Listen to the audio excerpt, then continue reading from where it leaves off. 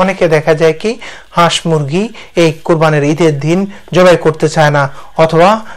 দেখা যায় কি অন্যরা আবার দেখা যায় কি কুরবানির নিয়তে হাঁস মুরগি বা বিভিন্ন পশু জবাই করে থাকে। এদিকে আমরা দুটি বিষয় একেবারে রং আমাদের পারসেপশন আমরা লক্ষ্য রাখবো যে কুরবানির দিন কুরবানির পশু ছাড়া আর কোনো পশু জবাই করা যাবে না, এটাই যেমন ভুল, ঠিক তেমনি কুরবানির ওই 6টা পশুর বাইরে আপনি অন্য কোনো পশু দ্বারা যদি কুরবানি করেন আপনার এটাও কিন্তু ভুল। এই জন্য আমরা আসুন এই ধরনের ত্রুটিযুক্ত এই ধরনের মজা করে আমরা এই ধরনের কোনো কাজ কোনো ধরনের আল্লাহর সাথে আমরা খামখেয়ালি হাসি তামাশার যেন পাত্র না হয়ে যায় সেদিকে লক্ষ্য রাখবো। হাঁস মুরগি যদি আমরা খাওয়ার জন্য ঈদের দিন খাওয়ার জন্য আমরা হাঁস মুরগি জবাই করি, আমরা অবশ্যই হাঁস মুরগি বা অন্য কোনো পশু আমরা জবাই করতে পারবো। হ্যাঁ, কোরবানির নিয়তে যদি আপনি এই জিনিসটা জবাই করেন এটা আপনার গুনাহ হয়ে যাবে, কারণ আল্লাহ